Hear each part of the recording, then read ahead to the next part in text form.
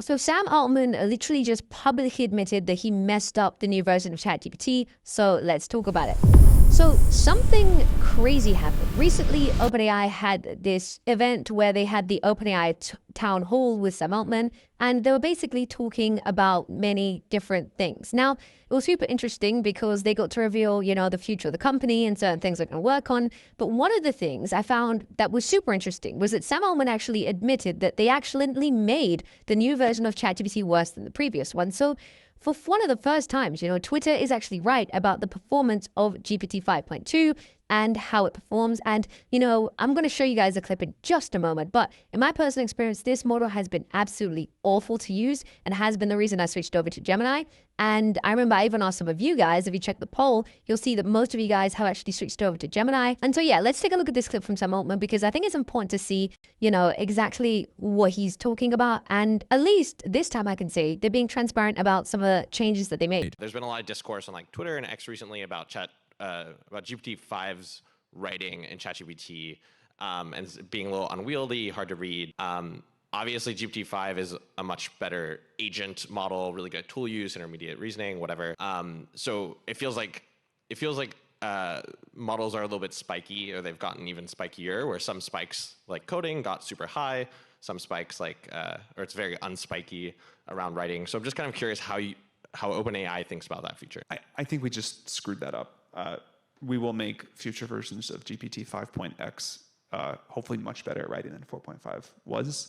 We did decide, and I think for good reason, to put most of our effort in 5.2 into making it super good at intelligence, reasoning, coding, engineering, that kind of thing. And we have limited bandwidth here, and sometimes we focus on one thing and neglect another. But I believe that the future is mostly going to be about very good general purpose models. Even if you're trying to make a model that's really great at coding, it'd be nice if it writes well too. Like if you're trying to have it be able to generate a full application for you, you'd like good writing in there. When it's interacting with you, you'd like it to have a sort of thoughtful, incisive personality and communicate clearly, like good writing in the sense of clear thought, not like beautiful prose.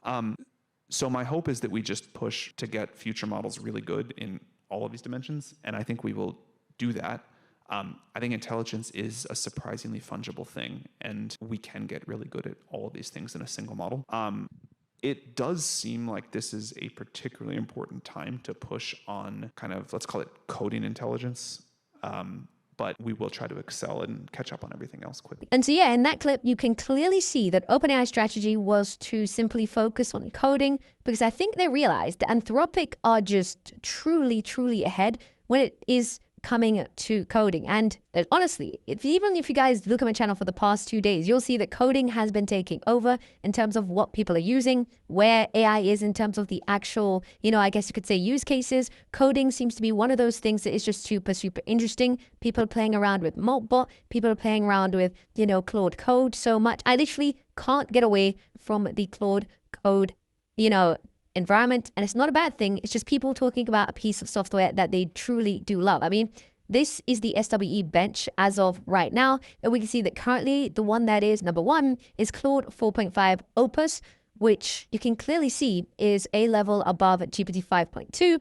And those models that people are using for coding like GPT 5.1 or GPT 5.2. So I think this is one of those cases where Sam Altman's thinking, okay, maybe we decided to focus on the wrong thing. And then, sometimes when you try to fix a problem, you can actually make more problems. So sometimes this is going to happen because, like I said in the beginning, I've used GPT 5.2 and it is genuinely just a struggle to, maybe not do basic things, but just instruction following and the raw human understanding in terms of just writing. It just doesn't work that well.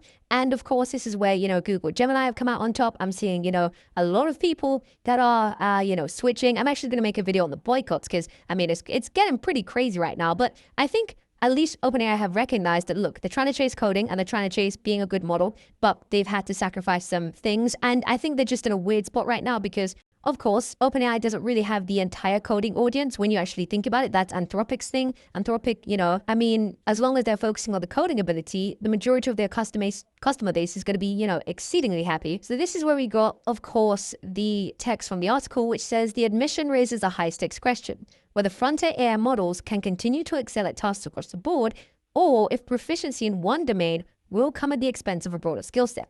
Now, I do think this is a very interesting question to ask. If you're going to chase coding, does the rest of the model suffer? I don't know. I would argue that Opus and Claude, those models are good at coding and they're good at overwriting. So, I mean, I think someone said something that was really profound. Someone said the fact that Anthropic actually made their model to be somewhat honest and somewhat understanding means that maybe it's better in some way. And I know that sounds like some kind of, complete nonsense. It's not rooted in any kind of data. But I think they were saying that like they trained the model to just be honest, harmful, and helpful. And so someone said something that was really profound, and I think maybe this is part of it, but I'm not too sure because, of course, Anthropic are, complete geniuses. They've done something clearly with the coding, but think about it like this. Anthropic, their coding ability, if we look back at it, it is actually very, very good. We know that it is currently the best in the market right now. Software engineers say it is the best model to use, and most people don't realize this, but if you're actually using Claude to write articles, to write any sort of blog post, to just flesh out ideas, Claude is by far the best AI for that. And now, of course, this question from the article, where they're saying, will proficiency in one domain start to become expensive as a broader skill set?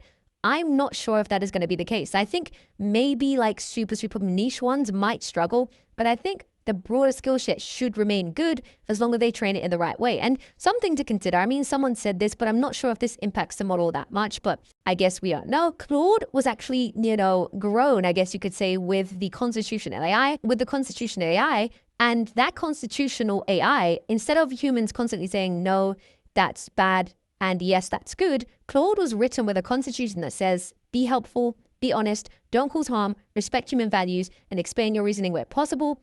And then Claude basically rewrites itself to better follow those principles. So I think, it's going to be interesting how they train the models, and will OpenAI change the way they train the model? Because ChatGPT was trained with, RLHF, where the model answers questions and then humans say, this is good, this is bad. So the model basically learns, do what humans like. And some people have said that maybe that is why Anthropic's models are just winning across the board, because the way that they train the model, it gives the model more agency. I don't know if that's going to be like some, AI consciousness rant, but I think it's going to be something that is, super interesting that, we will have to have that conversation in the future. Now, of course, you can see here, it says a data scientist and tech blogger, Mehul Gupta, pointed out in a review that GPT 5.2, there are plenty of signs that the LLM is backsliding, and some of them aren't particularly subtle. He said those include a flatter tone, worse translation capability, inconsistent behavior across tasks, and some major regression in instant mode setting and meant to, provide instant answers to simple questions. And like I said already, I've agreed to this, okay? And I think you guys have too. I've shown you guys the poll that you guys have. I mean, when I did the poll, I think 2,000 of you guys answered, and it was 50-50 between people who said they use ChatGPT and said who they use Gemini. So it was super, super interesting to see that result. And, this article dives into the performance of the model, and it talks about the fact that factuality is better by their metrics, but not everyday usage. It's confident but wrong summaries, incorrect claims. It says long context is impressive on paper, but they were messy in real workflows. And I agree with this wholeheartedly because, the other day I used this model and it kept hallucinating on some super emails. And I was like, okay, I can't use this model for anything because it hallucinated in a certain part of an email. And then I sent that email off. They responded saying, well, what did you mean by this? And I read the email and I was like, okay, this is a mistake that I didn't even catch. And yeah, it's 5.2 is like good at math, but because it's good at math and it's trying to get better at code, I'm not sure the OpenAI have focused on as much as they could have with regards to writing out the subject. So it's going to be super interesting to see where it does go. But of course, let me know what you guys